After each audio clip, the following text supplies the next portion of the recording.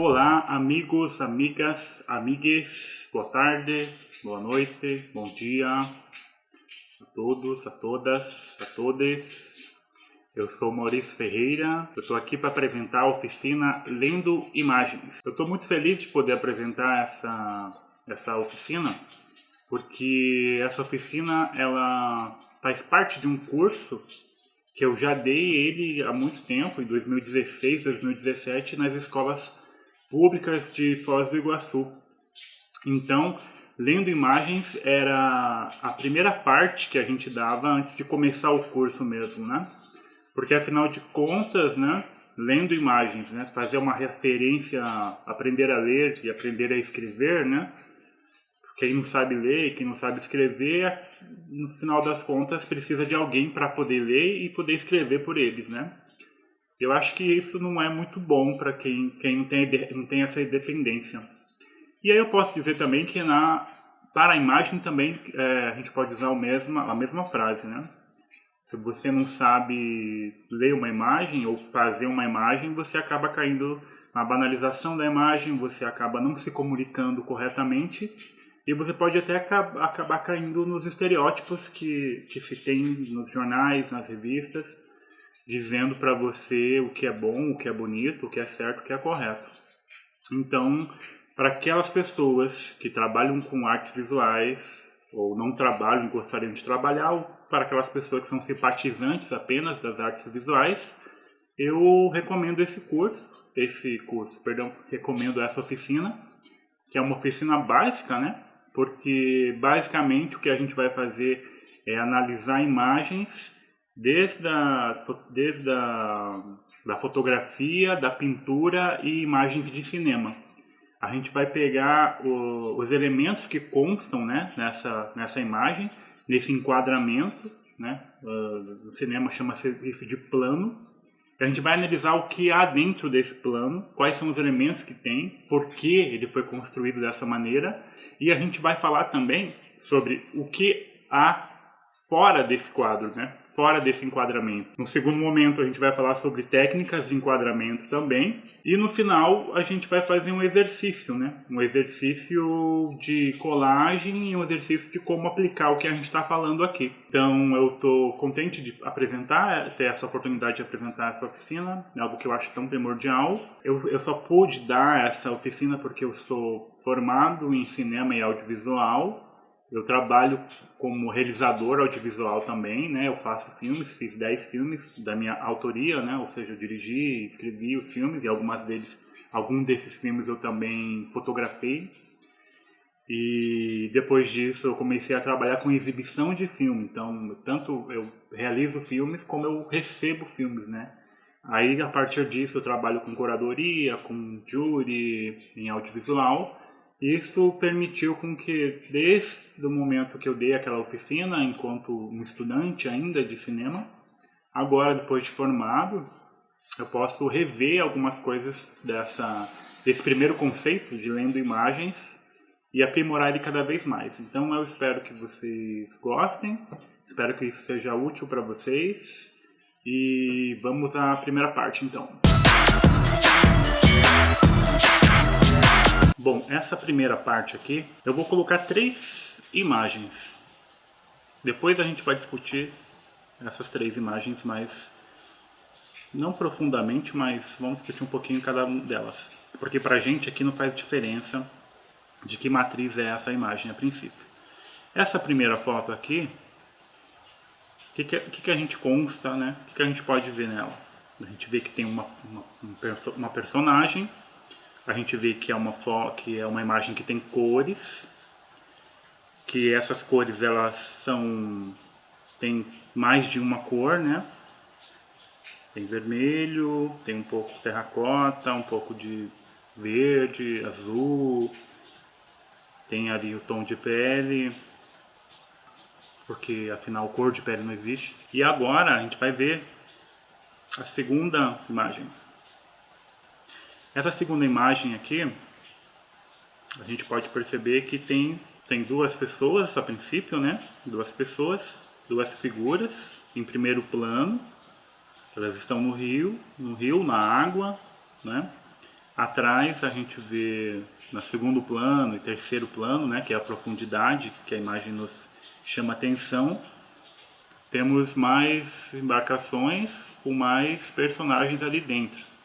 E por último, lá no final, a gente tem também tem árvores, né?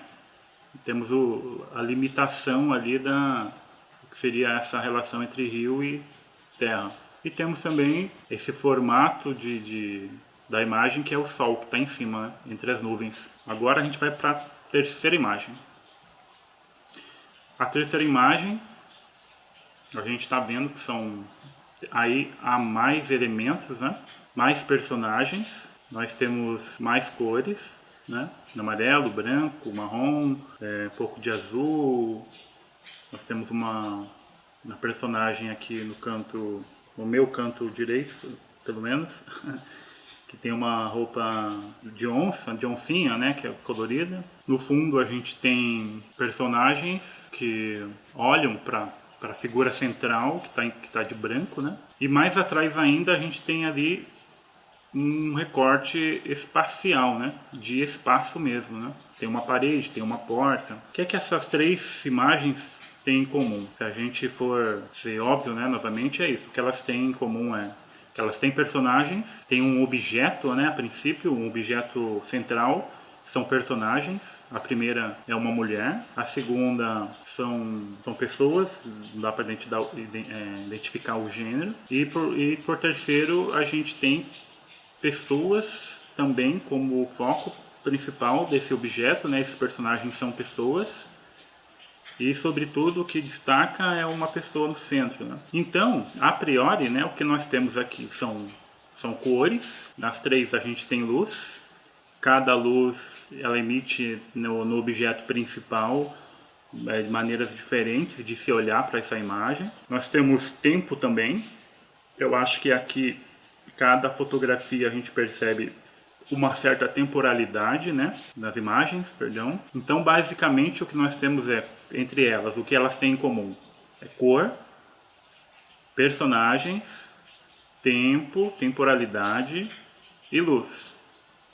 Isso chama a atenção, porque podemos dizer que isso é o básico do básico, assim, quando você vai fotografar, ou vai pintar, ou vai fazer um filme, não é? Então, pensando nisso, né, essas coisas, esses elementos, né, a cor, o tempo, o personagem e a luz, a princípio elas não estão aqui à toa. Que a imagem ela produz ela mastiga pra gente, né? Ela não permite muito que a gente precise exercitar o nosso cérebro, o que é diferente da literatura, de uma escrita, né? Se eu descrevo um anão num bar, automaticamente a sua cabeça vai desenhar esse bar. E esse bar é diferente para mim, que tô imaginando, e é diferente para o segundo leitor, que é outra pessoa que vai ler o bar e um anão e vai construir o bar de outra maneira, a disposição dos elementos de outra maneira, né? Se pela leitura, se na escrita eu não digo que tipo de luz incide, né, nos objetos, nas personagens, e eu não digo qual é o recorte que a escrita diz, né? Se é um plano, se é um enquadramento menor, que abrange muita coisa, assim, se abrange o bar inteiro, se abrange apenas um close-up, né, um recorte pequeno desse personagem anão dentro de um bar. Na pintura, na fotografia e no cinema, o cérebro faz isso automaticamente, né, porque já está dado ali. Só que o nosso foco aqui, nossa questão é como construir isso, como é que nós podemos construir isso também. E a forma mais fácil da gente construir isso também é desconstruindo essas imagens a priori, né? O que levou essa primeira imagem aqui, a Mona Lisa, que é uma obra do Leonardo da Vinci, do realismo italiano de 1500, né? O que levou ele esses elementos, né? Por que não mais antigo? Por que não mais presencial? Por que não futurístico e tal, né? Quais são as escolhas dos autores e autoras para construir as imagens, né? E nós, quando vamos construir a nossa imagem, o que é que a gente precisa pensar? A gente precisa pensar nesses elementos que a gente acabou de elencar nessas imagens e que vocês podem ver que, olha só, como não faz diferença se é um óleo sob tela, se é um quadro, né, feito pelo Da Vinci, ou se é uma fotografia tirada pelo Sebastião Salgado, Índios Navegando sobre o Rio é o nome dessa fotografia, ou se a gente está olhando para uma cena de um filme chamado Era o Hotel Cambridge, da diretora Eliane Café, não é? Tipo, essas três matrizes, né, diferentes, de criação de dispositivos diferentes de imagem, todas elas têm uma coisa em comum, que é isso, é a cor, o tempo e o personagem e as luzes. E vale destacar aqui que a foto do Sebastião Salgado, né? Você pode pensar, né? Ah, não tem cores. Não, ele tem cores, assim. Ele tem cores, é um preto e branco, né? Só que o que incide sobretudo nessa foto é a luz.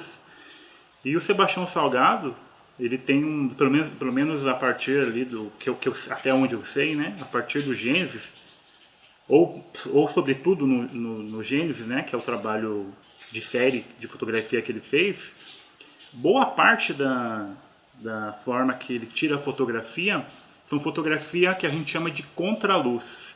O que é contraluz? Normalmente quando você vai fotografar um objeto, um assunto, você aprende isso nos cursos, em tudo que é lugar, que você precisa iluminar o rosto, né, a frente desse objeto, porque senão ele vai ficar escuro. E o que o Sebastião faz nessa série de fotos dele? Ele faz fotos contra a luz, né? Então, a luz principal, né? A luz principal não é a luz que revela exatamente o rosto, as informações, né, que se apresenta ao público. E sim a contraluz. Então, quase sempre ele trabalha com uma silhueta.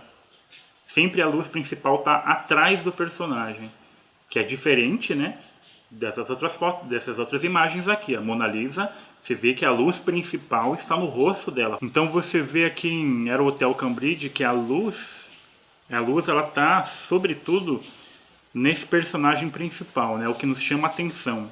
É possível olhar para essa foto e já perceber que esse cara, ou ele é uma autoridade, né, ou ele veio trazer uma mensagem boa ou uma mensagem ruim, e que o foco o primeiro plano, ele não é a primeira pessoa a aparecer, mas ele é o elemento central dessa imagem, desse recorte, né, desse plano, deste enquadramento. E essa luz que incide nele é uma luz que a gente chama de zenital, que vem de cima, e é por isso que aqui debaixo do pescoço você vê sombra, né? Então, esse personagem ele se destaca dos outros. E de que maneira é feito isso? Ele é feito isso também com a luz, né? Porque as outras pessoas que estão ao redor dele não tem tanta luz, não recebem tanta luz, né? E essa imagem, diferente da imagem do Da Vinci, da Mona Lisa, você vê que ela não é uma luz homogênea. Ou seja, a mesma luz que é usada na Mona Lisa, que é homogênea, tanto no personagem em primeiro plano quanto no personagem em segundo plano, aqui não, aqui é diferente. Aqui Eliane Café destaca esse personagem e atrás dele, né, ou nos lados, você vê que tem pouca incidência de luz. E também no espaço, né? O espaço ele é mais escuro, né?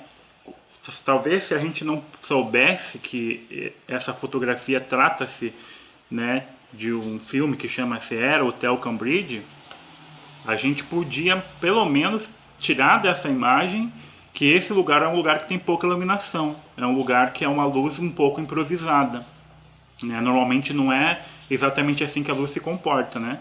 Essa luz que tem aqui em cima de mim é uma luz que ela é homogênea, ela pega um espaço grande, não é uma luz focada em mim, né? E normalmente nos hotéis, nos apartamentos, é essa luz que se apresenta no lugar, né? Sendo então um hotel, e o filme, sobretudo, se tratando de uma ocupação, de pessoas que estão num prédio ocupado, então faz mais sentido ainda que essa iluminação seja uma iluminação feita de uma maneira irregular, feita de um jeito que mostre a dificuldade que essas pessoas têm de estarem ali, né? Veja, isso aqui é só o que a gente tirou dessa imagem, assim, né? Você que não viu o Tel Cambridge e não sabe nada sobre ele, eu aposto que você olhou para essa foto, né, com atenção, dá um pause aí, que ele vai te revelar várias coisas nisso, né? Que é a espacialidade, qual é o personagem e a temporalidade. Outros elementos que a gente pode ver aqui são os figurinos também, né? A gente pode chamar de figurino, roupa e tal, né? Que nos ajudam a ver a temporalidade das coisas. As paredes, os desenhos, essa arquitetura, né? Através da arquitetura você pode perceber qual é a temporalidade disso, né? Um pouco mais recente, né? Sei lá, anos 90 para 2000, talvez. Né? Você vê que tem elementos aqui, extintor de incêndio, tem porta, tem, né, a roupa que as pessoas estão usando e tal, né? Essa construção, ela se dá também para marcar o tempo do filme, né? O tempo da imagem, né? Se a gente mudar agora para o Índios Navegando sobre o Rio, a foto do Sebastião Salgado. Aqui é meio atemporal essa imagem, né? Ela é uma foto que fala sobre os indígenas, né? E logo que a gente pensa nisso, a gente não sabe exatamente se são índios agora, de 2020, são índios de 1950. E inclusive essa escolha que ele faz, né, de colocar em preto e branco, também permite que nosso cérebro, né, quando a gente olha a imagem, a gente cria essa mística, né? Então é proposital, não é porque ele não gosta de cores e tal, né? É para dar foco em outras coisas, assim. Então ele vai pulverizar, por exemplo, a nossa condição de observar outras coisas e prestar atenção no ponto que mais chama atenção, que são essas duas silhuetas dos dois indígenas em cima do barco ali, né? E essa luz faz com que essa silhueta chame a nossa atenção e pulverize um pouco a temporalidade dele, né? Essa névoa, né, que esconde a terra lá no fundo, esconde essa divisão de água para a terra no fundo, ela provoca a gente a pensar que ou isso é uma coisa muito antiga, isso podia ser aplicado numa foto antiga dos primeiros navegadores, qualquer coisa assim, né? Tudo bem, né? Não existia fotografia naquela época, mas se isso aqui fosse uma pintura, por exemplo, poderia nos levar para lá. Mas na verdade não, né? Essa foto é recente, né? Não tem nem 20 anos essa foto. Mas mesmo assim a gente, como o autor quis que passasse, né? Assim, na minha opinião, é um olhar meio romântico, assim, né? De que os indígenas estão isolados, de que o tempo, eles não vivem no nosso tempo, o tempo deles é outro. Talvez culturalmente, filosoficamente, sim. Mas a gente não pode romantizar os indígenas e achar que eles não merecem atenção e nem nada. Eu acho que a falta de atenção é que faz com que eles estejam sendo exterminados cada vez mais, né? Mas enfim. E aqui com a Mona Lisa, era interessante, né? Porque aqui essa é muito instigante, né? Essa personagem, né? Esse sorriso, o que ela traz com esse sorriso, né? Como é que ele não é o registro, né? O registro na hora, né? Não é uma fotografia. Reza a lenda que o Da Vinci demorou mais de 15 anos para fazer esse retrato, assim, né? Não porque era difícil, né? Porque era uma forma dele trabalhar e uma forma dele continuar recebendo lá dos mecenas para fazer esses trabalhos, né? A maioria dos trabalhos do Da Vinci são trabalhos que demoram muitos anos, 5, 10, 15 anos. Essa aqui, a princípio, era a Gioconda, né? E aí depois se transformou em Mona Lisa. E você vê que parece que é um retrato de uma pessoa pousando, né? O enquadramento que ele faz, né? A escolha de recorte que ele faz é que ou isso é um pouco fantasioso, né? A espacialidade que essa pessoa, que esse personagem tá, que a Mona Lisa está, ou ela está sendo pintada com uma referência de outra pintura atrás, de outro quadro atrás, né?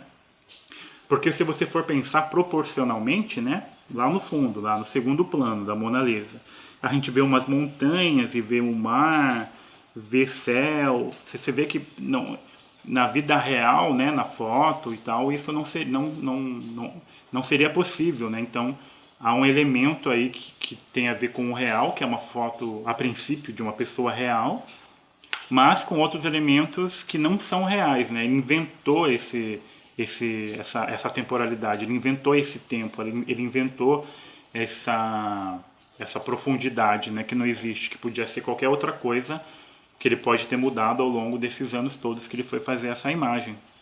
Outra coisa que eu acho que é interessante também de destacar aqui, isso funciona bastante para fotografia, quer dizer, não, acho que funciona para tudo assim, mas sobretudo funciona mais para cinema isso, porque o cinema, diferente da fotografia e da pintura, o cinema ele requer que você crie mais símbolos para representar o que a gente chama de mise-en-scène, né? Ou seja, né, de que maneira aqueles personagens eles dialogam com o seu ambiente, né? Então, no cinema, na fotografia e na pintura também tem isso, mas no cinema eu tenho a sensação de que isso é aguçado cada vez maior, porque você precisa passar de um período de tempo, né, de um filme, sei lá, longa-metragem, em 2 horas, por exemplo, você tem pouco tempo, parece que é muito, né, mas tem pouco tempo para desenvolver o psicológico das personagens e tal. Então, de que maneira você faz isso? Você acaba fazendo isso com símbolos, né, com objetos, com outras formas de dizer o tempo todo para você quem é essa pessoa, como essa pessoa é. E às vezes quando eu digo pessoa e tal, pode ser um engano da minha parte falar dessa maneira, mas eu estou dizendo assim, talvez o protagonista, o antagonista, os personagens que estão próximo ali da história, que fazem a história acontecer, mas isso pode ser também a natureza, pode ser uma vingança, pode ser, sei lá, um meteoro, pode ser um tornado, pode ser um fantasma, pode ser algo metafísico, entende? Não pensem que personagens são apenas pessoas, personagens podem ser outras coisas, tá? Pode ser vento, pode ser qualquer coisa assim, né? Que você possa desenvolver. Mas enfim, o cinema, né, como ele quer mostrar o psicológico, ele quer mostrar o potencial, a força, quem de uma maneira que não seja tão repetitiva, ou que não seja uma maneira expositiva, que a gente chama, né? No cinema a gente chama de expositiva quando o cara fala o que ele está fazendo, né? A imagem, a câmera grava ele riscando papel, e aí ele diz, eu estou riscando o papel, né? Eu sou mau, eu vou fazer uma coisa má. Então isso pra gente é expositivo. Então o cinema de alguma maneira ele tenta evitar isso, deixando pequenos elementos para a gente decifrar isso sozinho, né? Então um bom filme eu poderia dizer que ele trabalha muito bem isso, né? Ele não é tão subjetivo assim, e também consegue trazer elementos que pode ser diversos, a sua leitura, a sua forma de interpretar ele, mas que de alguma maneira ele tenha uma resposta meio que universal. Falar sobre cinema é muito mais do que isso, mas em relação ao que a gente está falando aqui, eu poderia dizer isso, sobre esses elementos que eu tenho trazido para cá. Então, no cinema se usa muito mais apetrechos, por exemplo, né? Você vê que as roupas que a pessoa usa, ela tem determinada tonalidade, né? Por mais que a pessoa troque de camisa, há uma relação entre uma camisa e a camisa que ele vai usar depois e tudo mais, né? Sei lá, a gente pode pegar vários exemplos, né?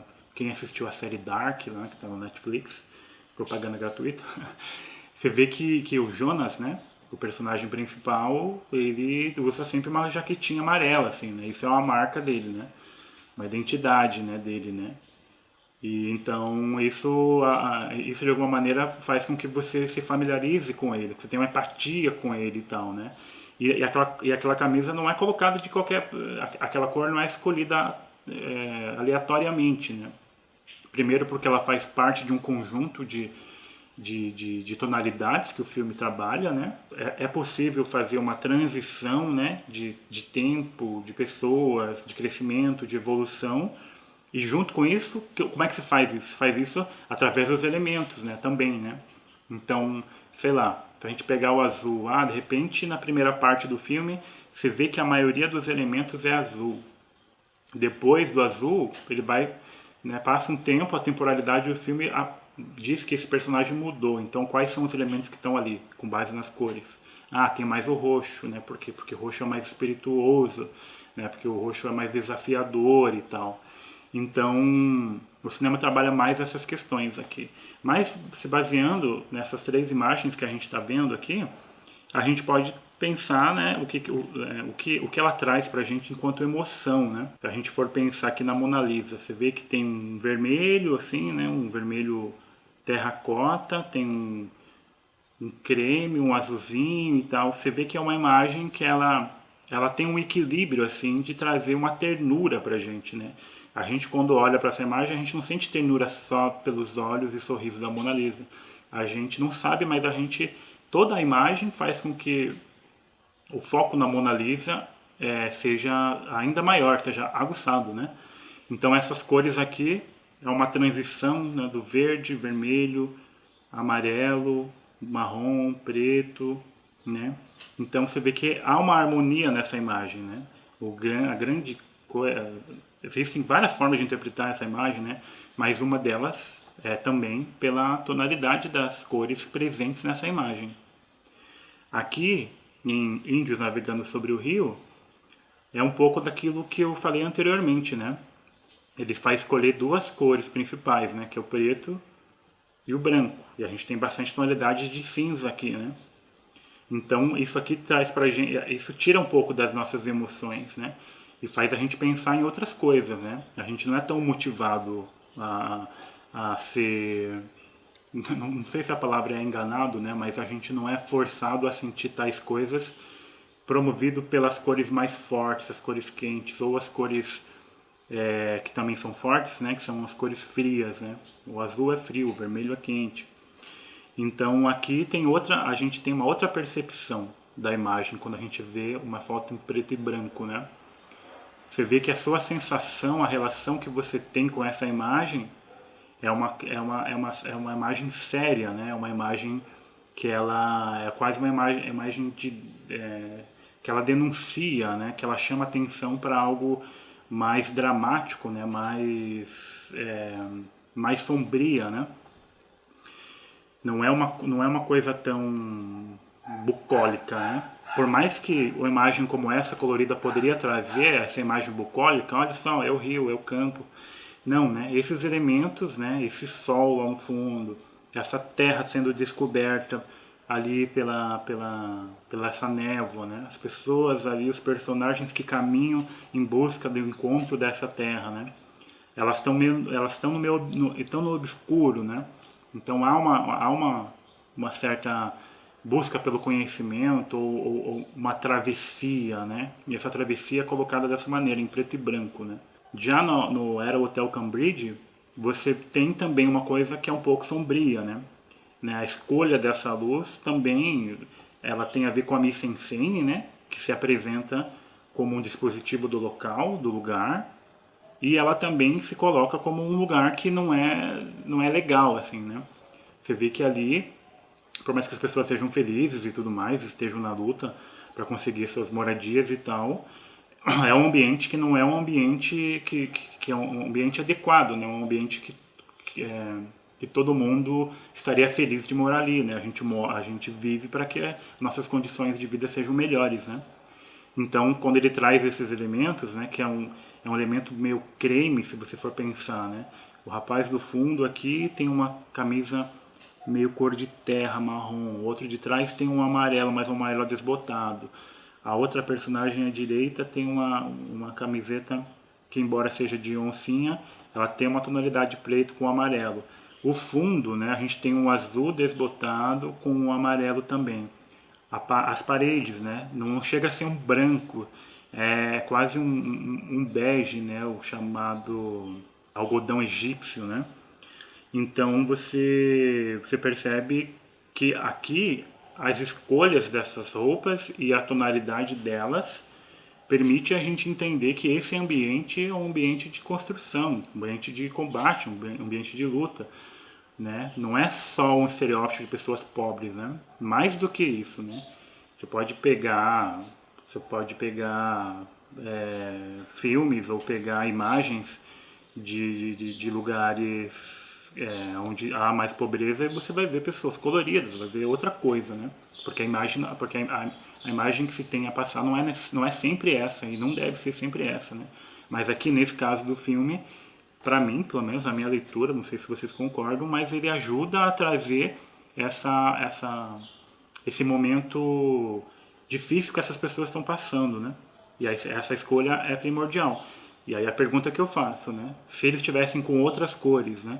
Se tivesse com um vermelho mais claro, um azul, um amarelo menos desbotado e tal, será que passaria essa mesma mensagem, né? Será que se a gente tivesse iluminação nesse lugar e as paredes estivessem bem pintadas com cores realmente sem nenhum desbotamento, será que a gente teria uma empatia sobre a história e a vida dessas pessoas? Eu apostaria que não. Bem, outra coisa também que é bastante importante da gente reparar aqui, chama atenção, na verdade não chama tanto atenção, mas essa escolha faz com que subconscientemente nos chame atenção, que tem a ver com os ângulos, né? O ângulo da câmera, ou o ângulo que você escolhe para desenhar, o ângulo que você escolhe para fotografar, né? Normalmente a gente tem como uma normalidade a altura dos olhos. A altura dos nossos olhos tem que estar à altura dos olhos do que a gente está vendo. Quando a gente olha, né, em determinado grau para cima ou para baixo dos olhos, isso tende a nos dar uma outra comunicação sobre o que a gente está vendo, né? Então, no cinema é bastante explorado isso. Na fotografia e na pintura não é tão explorado isso, mas de um modo geral, se a gente observar essas três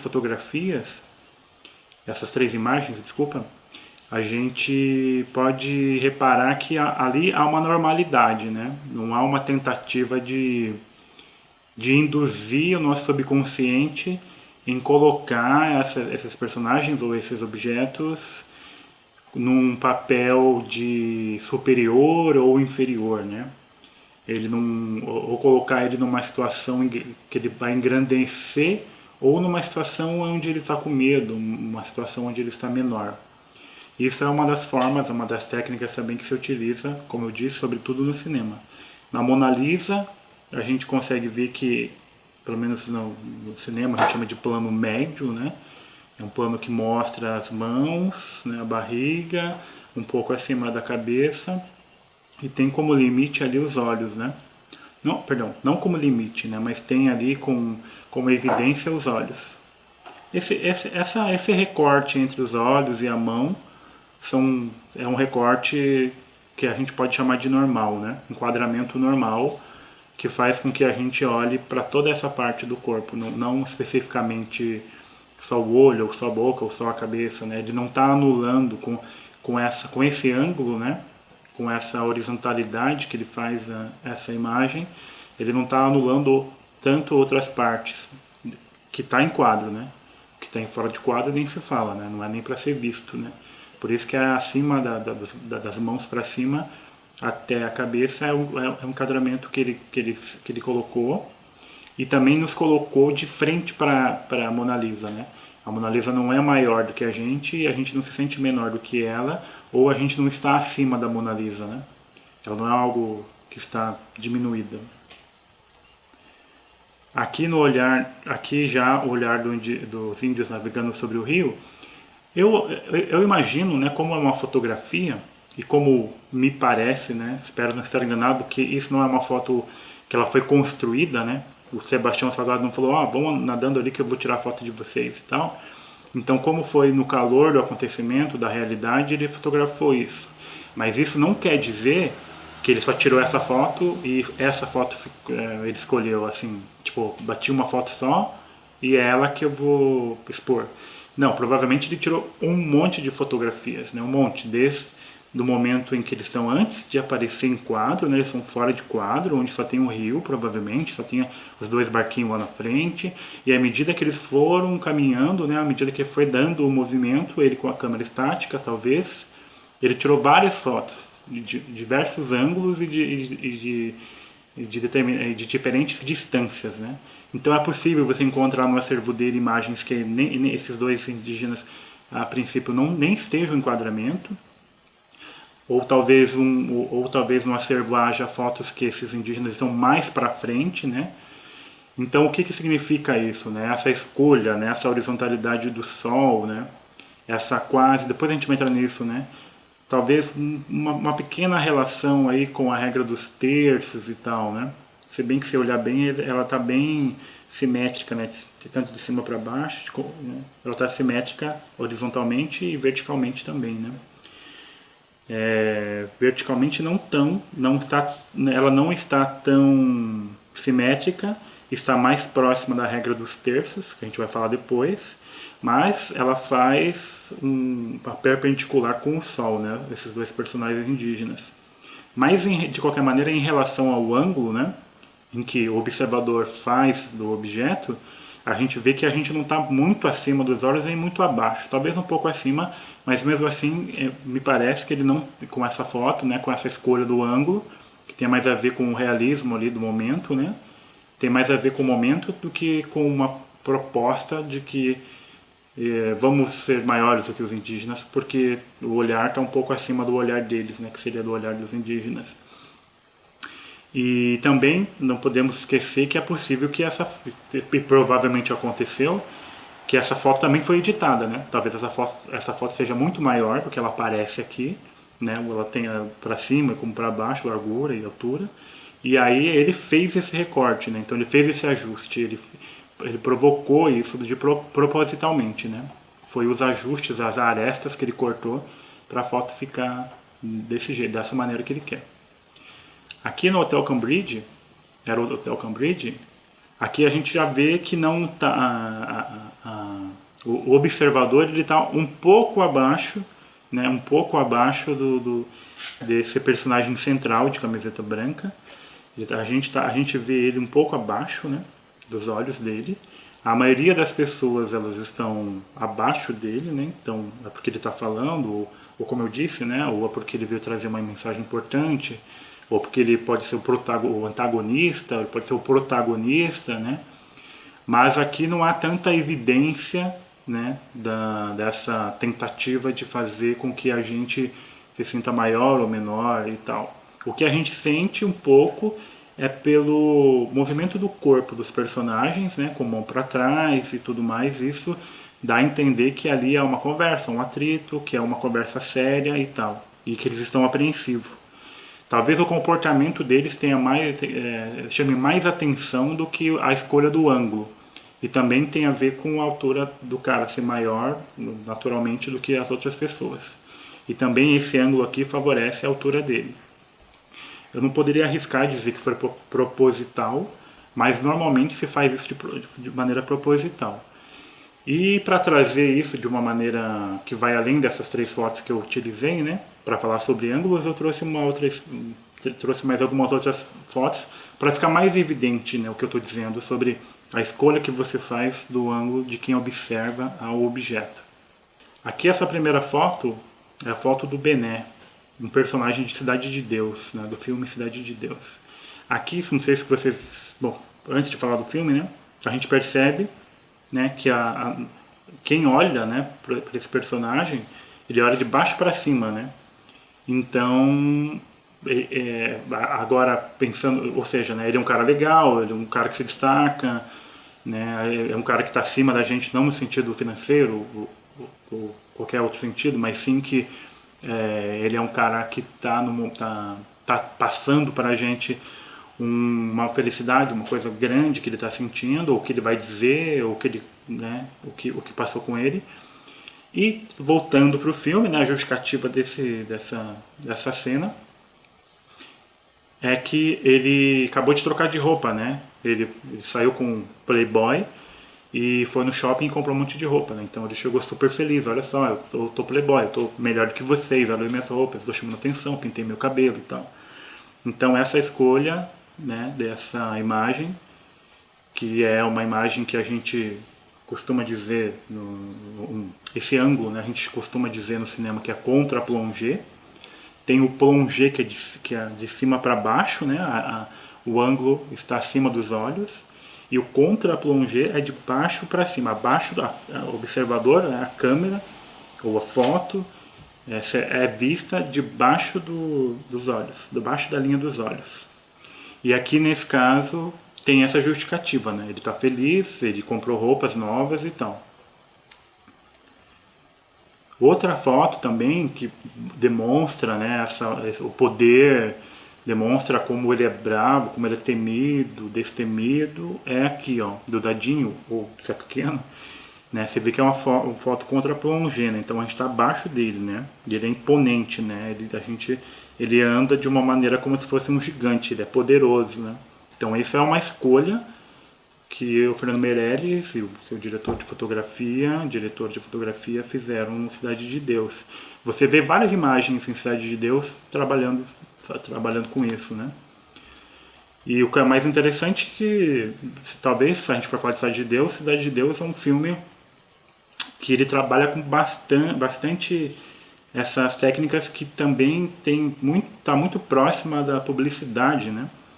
É um filme que trabalha bastante elementos da publicidade, né? Afinal de contas, a O2, talvez a maior produtora de audiovisual aí do Brasil, né? Ela faz muita publicidade e também faz bastante filme, né? Então, a galera que trabalha ali tem muito conhecimento nessas duas áreas, assim, né? Nessas duas formas de fazer audiovisual. Então, você vê que muitos elementos que é trazido no filme, como roupa, apetrechos, tudo isso, é algo que você encontra bastante na publicidade também, né? Então eu deixo isso como uma dica também, né? Um exercício, né? Pega o filme Cidade de Deus, assista ele novamente e você vai perceber, assim, a quantidade de elementos, de símbolos que esse filme traz e como isso fica muito, não fica muito claro, né? Aquela coisa do subjetivo.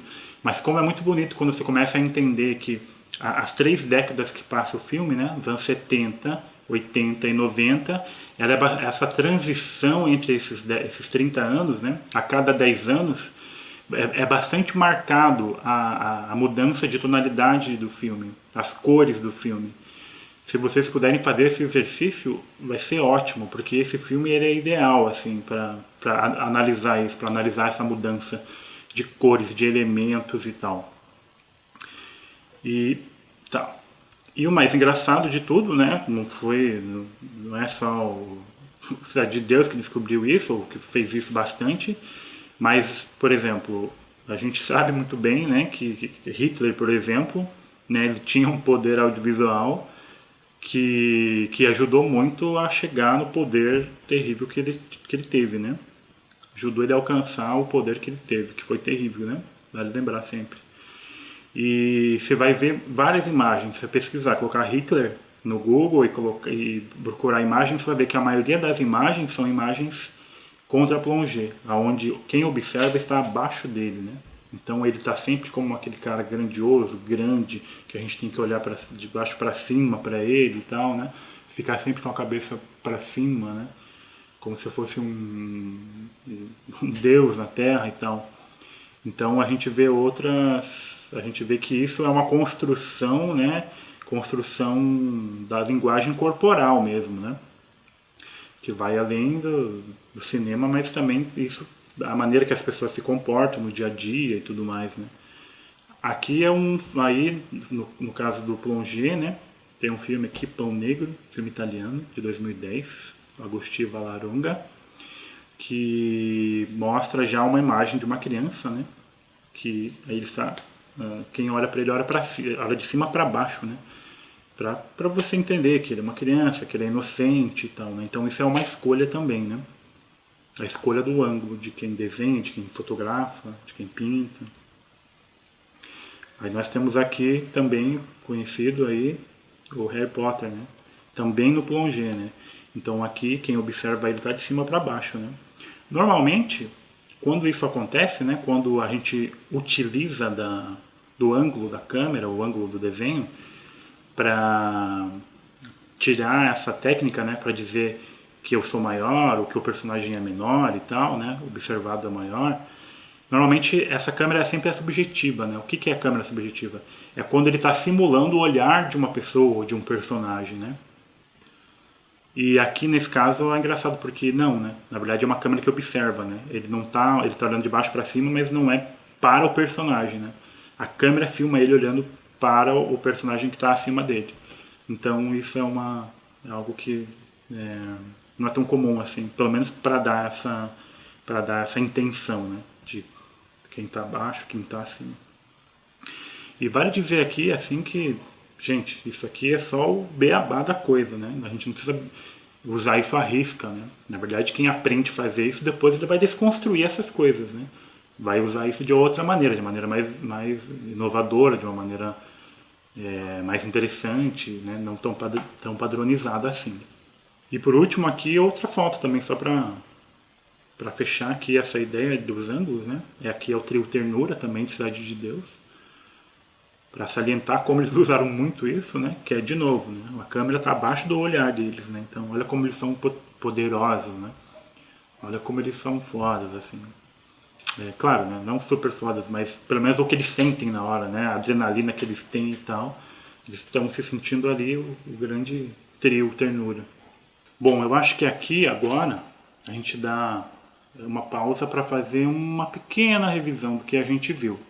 Porque eu sei que muita coisa que é dita, ela não é... As pessoas fazem, mas não sabem que elas aplicam isso no seu dia a dia, quando pegam o seu celular, quando desenham e tal. Então vamos fazer resumidamente o que a gente falou aqui através dessas imagens.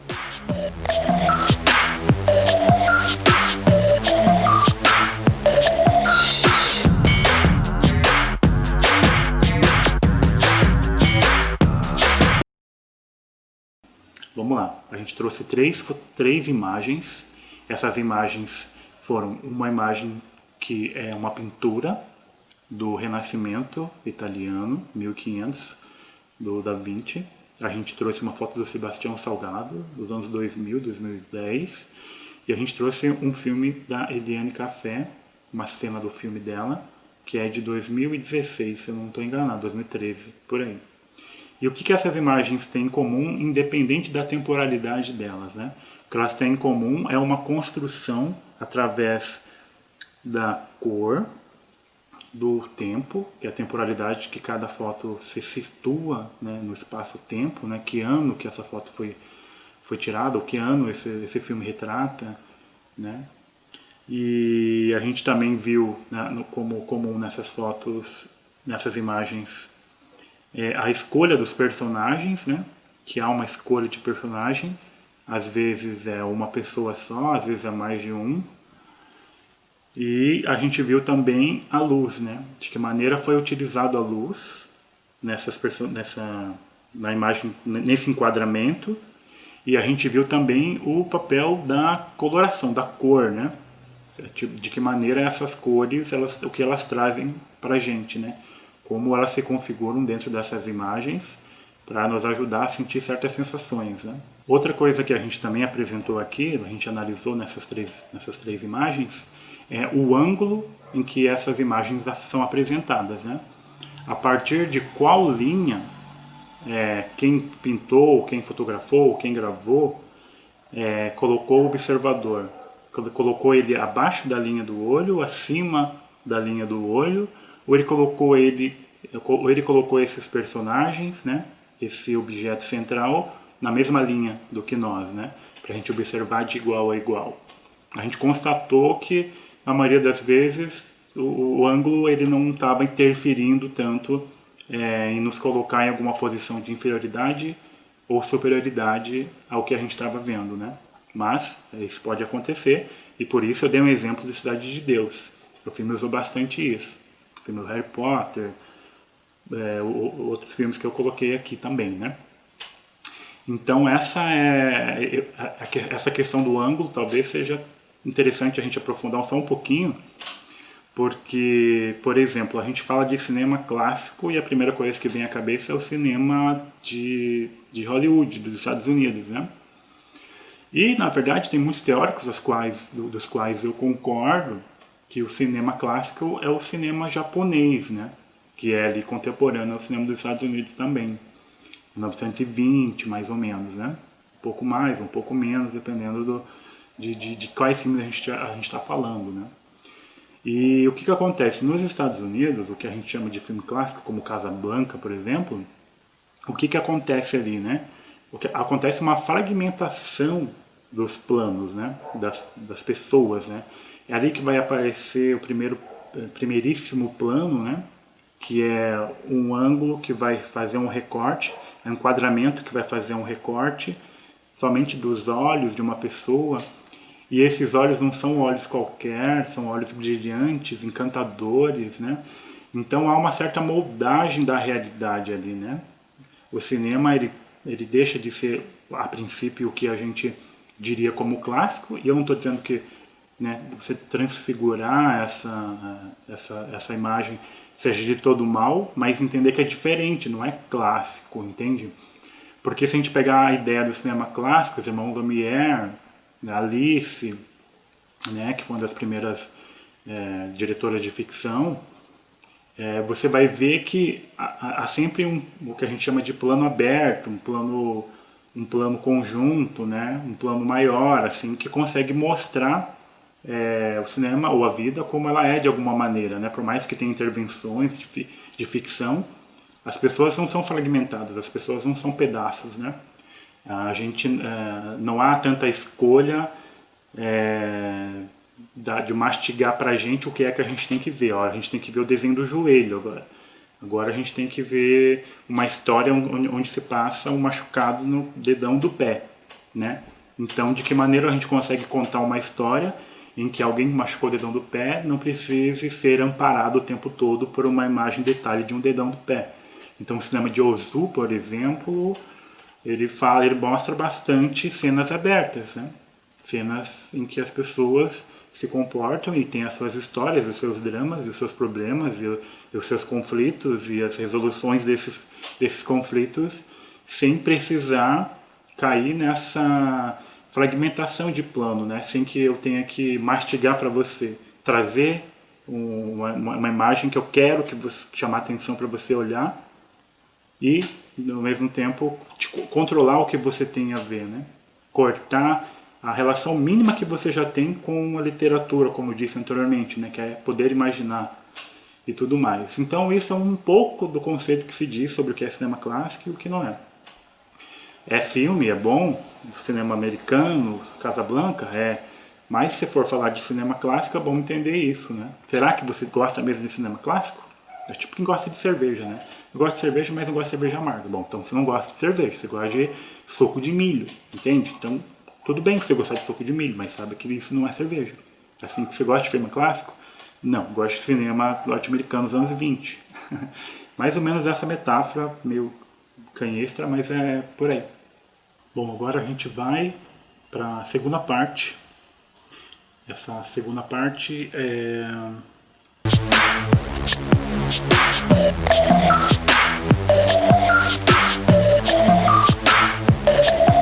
Eu acho que são técnicas que elas são bastante conhecidas. É bem provável que a maioria das pessoas que vão assistir o vídeo já conhecem. Então, só para avisar, assim, né? E para quem não conhece, eu vou falar sobre regra dos terços, simetria e vou falar sobre ponto de fuga. Essas três, existem mais técnicas, né? Mas eu vou falar só sobre esses três, assim que, como disse, é uma oficina básica, né? Que já vai ajudar muito, muito, bastante, assim, usando essas três técnicas ou juntas ou separadas, vai ajudar muito a construir melhor a imagem que você quer construir, dando mais comunicação e objetivo àquilo que você quer transferir. Ônibus passando. Bom, a primeira técnica então que a gente vai falar aqui é a regra dos terços. A regra dos terços, basicamente, você vai pegar, né, o seu enquadramento ali e você vai dividir então o seu enquadramento, o seu quadro, em 9 quadrados. Então você vai traçar 2 linhas horizontais e 2 verticais. Essas linhas, elas são imaginárias. Boa parte das câmeras ou do celular já vem com isso, tem essa opção de você colocar lá para te ajudar. E aí o que acontece, né? Para que existe isso? Porque há 4 pontos no encontro entre essas linhas que são chamadas de pontos de ouro, que vem lá da Lei Áurea, né? Que tem como base o ponto principal do que é belo, do que é bonito, né? A beleza infinita, ela é traçada e tem como fim um desses pontos, dependendo de que ângulo você está pegando essa imagem, construindo essa imagem. Mas, muito bem, né? Você vai pegar lá a sua imagem, sua fotografia. Por mais que no momento em que você está pintando, ou está fazendo seu filme, ou está fotografando, você tenha esquecido de fazer isso, na hora que você for editar a sua foto, você pode recortar ela respeitando esses 3 pontos, esses 4 pontos. Eu particularmente utilizo isso mais para fotorretrato ou para imagens da cintura para cima e sobretudo quando você vai utilizar espaços do seu lado aqui, né, para pôr um título ou para colocar uma imagem, né, ou se você quer realmente só deixar o seu fundo, né, seu segundo plano em evidência ou deixar seu segundo plano desfocado e tal. Normalmente esses pontos, quando você coloca o objeto nesses pontos, que se for uma pessoa, no caso, ou se for uma árvore, um objeto, normalmente você destaca esse ponto, né? Chama atenção esse ponto, né? É o ponto onde se encontra, converge, a beleza converge para ali, os olhares convergem para esse lado. Então eu peguei algumas fotos aqui para a gente poder apresentar para vocês mais ou menos como é que fica quando você faz essas escolhas, né? Olha aqui essa foto, né? Quando você vai lá e fotografa algo semelhante a esse farol, né? Pode ser uma árvore, pode ser uma pessoa, pode ser de corpo, pode ser corpo inteiro, pode ser distante, pode ser próximo só do rosto, né? Você vai escolher um desses 4 pontos e o seu objeto tem que estar ali, né? Nesses encontros desses pontos. A gente pode observar isso também, o que eu acho bastante interessante, é que quando você vai tirar foto, ou gravar, né, pintar, rios, mar, coisas que tem horizonte, né, coisas maiores, paisagens, é interessante você usar essas linhas horizontais para você delimitar até onde você vai mostrar, né? Até onde o que vai estar enquadrado na sua escolha, né? Então aqui a gente tem um exemplo, né? A gente tem no primeiro terço da imagem horizontal o rio e 2 terços a gente tem o céu. E o contrário podia acontecer também, né? Se pra gente o mais importante seria mostrar o rio, a gente baixa essa câmera, baixa esse enquadramento e essa primeira linha de cima, vertical, ela vai estar lá embaixo. Então isso quer dizer que vai sobrar mais um quadrante aqui embaixo de rio. Então a gente tem um quadrante de espaço, né, do céu, e 2 quadrantes do mar. Aqui é outro exemplo também, né, de horizonte. Aqui é outro exemplo também, né. Aqui no caso, como há uma montanha, e veja que essa montanha ela está no ponto, tá em um dos pontos, né. E também tem um arco-íris, né. Então você meio que é obrigado, se você quer mostrar o arco-íris, você é meio que obrigado a fazer com que esses 2 terços estejam acima do mar, né? Mostrando então mais o mar, mais o céu do que o mar. Bom, acho que essa é a regra. Isso é um pouquinho do que é a regra dos terços, eu acho que não tem muito segredo, né? Volto a dizer, você vai fazer esse enquadramento com o celular, com a sua câmera, Você vai imaginar os 4 pontos ali dividindo a sua tela, né? Linhas verticais e linhas horizontais.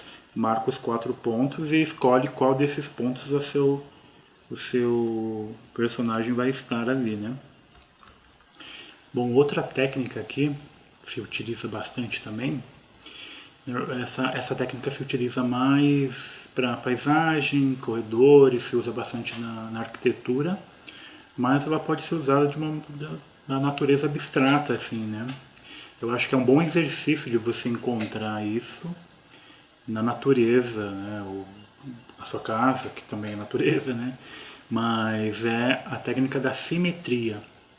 A simetria ela traz várias coisas que também tem a ver com outra técnica que a gente vai falar depois, que é ponto de fuga, perspectiva, né? Ter um olhar para as coisas dessa maneira é um bom exercício também para você aguçar o seu olhar na fotografia, o seu olhar para a vida, né? Para as coisas e tal, né?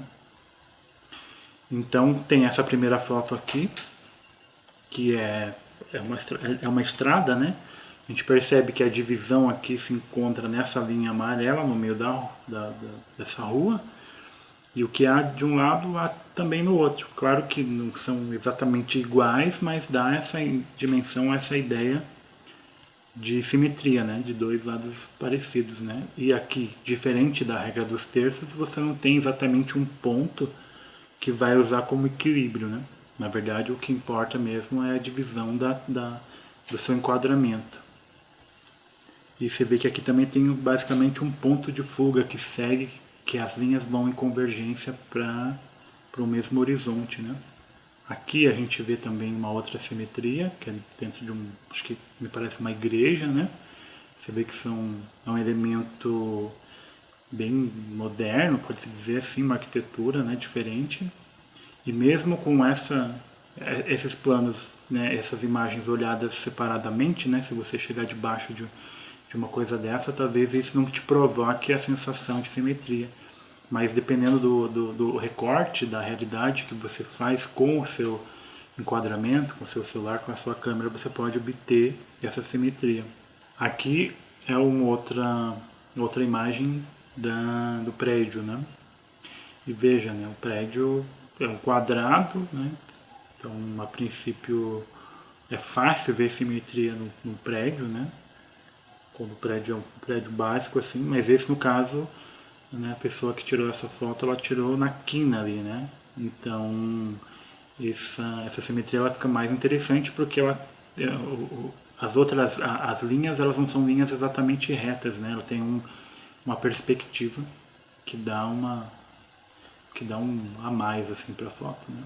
Do que só uma simetria seria chapada 2D, né? Sem nenhuma linha de perspectiva. Aqui a gente tem outra também, que é bem clássica, né? Que é de pontes e tal. E aqui você vê uma certa simetria, se você olhar para cima, né? Com as cores e a divisão da ponte. E por outro lado, no chão, você te ajuda a fazer dessa foto mais do que simétrica e também uma perspectiva de ponto de fuga, né? Que todas as linhas aqui são imaginárias, aqui são linhas literais, né? Linhas que existem, físicas, que convergem para um único lugar só, para o horizonte, que dá essa perspectiva de ponto de fuga. Isso é muito legal, né? Como são duas técnicas aplicadas numa mesma foto. Bom, então já que a gente falou ali como a simetria pode nos puxar para outra técnica, que é a técnica do ponto de fuga, né? Que basicamente são linhas em fuga que convergem para um horizonte comum. A gente pode ver que aqui, né, é um desenho. A gente não precisa ter uma linha literal, né, na sua fotografia, mas você vê que o encadeamento desses elementos eles formam linhas, né? Então aqui nessa foto a gente pode ver, ó, a rua do asfalto, ela converge num ponto de fuga no horizonte. As laterais, né, tanto esquerda como direita, são linhas que vão seguir vão seguir as outras linhas, todas elas culminando num único lugar. Vou colocar aqui um vídeo do Stanley Kubrick, como ele trabalhava bastante no cinema essas linhas, né? Aqui nessa foto você vê que há um ponto de fuga, né, entre caixas, então por mais que a gente sair um pouco da fotografia e tal, e a gente pensar também em design, essas coisas, também é importante considerar isso, né? Isso pode ser só 4 caixas ou pode ser prédios, e você vê como esse enquadramento ele favorece um ponto comum no horizonte, que a gente chama de ponto de fuga. Aqui a gente consegue ver uma ponte também, que flerta um pouco com a simetria, mas novamente, né? Situação como essa, além da simetria, também tem outras linhas que convergem para o mesmo horizonte. Essa foto aqui ela é interessante, né? Porque a princípio se deve caminhar num lugar como esse no seu dia a dia e não percebe que, se você parar para olhar, tem linhas em perspectiva que dão também essa ideia de um plano, de um ponto de fuga, né? Então, volto a dizer, né? Essas técnicas elas vão servir para ajudar você a construir a sua fotografia melhor, a sua pintura, o seu desenho, né? Lembrando sempre, né, do que está dentro de quadro, o que está fora de quadro. E eu queria apresentar para vocês essas técnicas porque, além da gente falar conceitualmente um pouco sobre como funciona a leitura de uma imagem, também trazer uma coisa mais prática. E aproveitando já o ensejo, eu vou deixar aqui o meu e-mail. Se por acaso alguém se interessar em fazer algum exercício de fotografia ou de desenho, de pintura, né, com base nessas técnicas que eu falei, né, regra dos terços, simetria, ponto de fuga, e quiser mandar por um e-mail para a gente poder conversar, trocar uma ideia, fica aí o exercício posto, tá? E também uma outra coisa que eu queria pedir como exercício também, para quem quiser exercitar, isso é muito interessante, é muito legal, é você trabalhar com colagem. Isso vai ajudar muito o que eu estou dizendo, o que eu disse nesse vídeo inteiro aqui. Quando você trabalha com a colagem, você pode pegar revistas antigas ou revistas novas, né? Pode pegar jornal, o que você quiser, e você montar um cenário com isso, né? Você vai recortar, você vai fazer recorte. Eu sei que parece coisa de escola, mas na escola quando você faz isso, você não faz isso com uma pretensão de utilizar isso no seu dia a dia como exercício mesmo, né? De você entender o mundo ao seu redor de melhor forma, de você se comunicar melhor, de quando você olhar uma coisa, quando você olhar para a televisão, quando você vê um filme, eu garanto para você, você vai deixar de olhar ele como o olhar de um espectador, entre aspas, amador, assim, mas você vai entender muito mais essa linguagem, você vai entender muito mais uma fotografia, você vai entender muito mais um quadro, né? Você vai entender muito mais assim a vida que te rodeia, que é essa vida totalmente visual, assim, né? Então, quando você faz esse tipo de exercício, né, você não vai te ajudar também profissionalmente, se você trabalha com em alguma área como essa, mas vai ajudar você a ver o mundo diferente também, né? Importante você ver o mundo dessa maneira, como ele funciona, como as pessoas que produzem esses conteúdos, eles pensam a priori nisso. E isso vai fazer com que você entenda melhor a comunicação deles e que você possa também se comunicar através disso em outras instâncias. Imagina que legal, né? Você chamou lá um seu camarada ou alguém que está afim de ficar e tal, né? Vamos ver uma exposição e tal. Aí de repente você fala, olha só, tá vendo aqui? Ó, aqui tem um ponto de fuga, hein? Essa fotografia aqui parece o Sebastião Salgado. Por quê? Ah, porque tem ali, ó, você vê que tem uma contraluz, né? Sebastião Salgado trabalha bastante isso. Claro que é uma brincadeira, né? Você não precisa ser tão superficial assim, né? Mas eu acho que isso pode encadear com que você continue estudando, continue buscando outras referências e engrandeça muito mais esse seu conhecimento, né?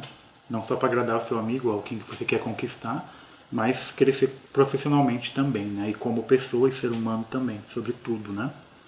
Então, o exercício que eu fico aqui, falando novamente, faça um enquadramento, né? Estabeleça o tamanho do seu enquadramento e faça o processo de colagem. Aí você vai pegar, quero fazer o meu mar, então eu vou recortar imagens e isso é muito legal, porque você não precisa necessariamente pegar imagens de mar. Você pode pegar imagens que lembrem o mar, né? Dependendo da tonalidade, da cor, o que é que está próximo disso, né? O que é que eu posso ressignificar? Vou ressignificar uma coisa, vou pegar uma manta e vou ressignificar ela, né? Vou fazer de um objeto que a princípio serve para uma coisa, mas aqui eu vou utilizar ele para outra coisa. Isso é um exercício, cara. Você vai crescer muito mais, assim, profissionalmente, artisticamente, se você começar a pensar nessas desconstruções do que é o material, assim, né? Que finalidade cada coisa tem. Pode ter várias outras finalidades, inclusive para fazer isso, fazer esse exercício, esse experimento. Então vamos lá. Fez o enquadramento que você quer, vê que universo você quer, e isso é muito legal, porque às vezes você vai fazer uma coisa grande, mas o que você quer mostrar é outra, então você vai recortar. Na hora que você fizer o recorte, né, de céu, de terra, de personagens, não precisa ser isso, pode ser outra coisa, tá? Pode ser espaçonave, pode ser o que você quiser fazer. Mas pensa fazer nisso, tenta fazer isso. Tenta fazer um recorte de vários pedaços de papéis, assim, de revista, de jornal. Aí você vai deixar ele maior. E aí você vai fazer um recorte. E aí você vai buscar, o que você vai buscar? Você vai buscar tonalidades de cores semelhantes. Então você vai começar fazendo isso. Quero fazer um enquadramento onde tem mais amarelo do que vermelho. Tem um pouco de amarelo e um pouco de vermelho, por exemplo. Isso vai fazer com que você aprenda a olhar melhor as coisas e entenda qual é a relação que essas cores têm umas com as outras, né? E depois que você fizer o seu enquadramento e o recorte de papéis ali, você vai tirar uma fotografia, pode ser pelo celular, pela sua câmera, como você quiser. E aí você manda nesse e-mail aqui para a gente poder conversar. Quem sabe, dependendo do número de coisas que tiverem enviadas, a gente não possa fazer uma exposição, a gente possa, estamos na pandemia, não dá para fazer isso, mas né, mais para frente possamos fazer um encontro desses exercícios. Fica em aberto aí. Então é isso, eu agradeço bastante, né, essa oportunidade de passar um pouquinho de conhecimento, que é um pouquinho que eu tenho também, sobre que eu aprendi sobre imagens durante esse tempo aí que eu trabalho com audiovisual. E espero que tenha ajudado algumas pessoas, que as pessoas utilizem isso que eu passei aqui adiante, se acharem importante. Eu não sei tudo, estou muito longe de saber tudo assim, mas eu sei que isso pode ajudar algumas pessoas, como eu falei, né? Eu já dei um curso de 2 anos, separado por 6 meses, né? Então eu dei esse curso 3 vezes, e isso que eu estou falando aqui é só a introdução do curso, era somente a introdução, assim, e tinha mais detalhes ainda, né? E eu vou contar que eu fiquei muito feliz, porque ao longo desse 1 ano e meio aí, desses 3 cursos que foi dado em escolas, né? As pessoas aprenderam muito, assim, né? As crianças, os adolescentes e até professores aprenderam bastante, assim. Começaram a tirar fotografias diferentes, começaram a ter o hábito de tirar fotografia, começaram a ver filmes diferentes, às vezes a gente se encontra e fala, vi tal filme e tal, né? Então tudo isso serviu para que as pessoas se aproximassem cada vez mais da arte, né? Das artes, né? E é isso, muito obrigado aí pela audiência de vocês. Nos encontramos numa próxima. Obrigado.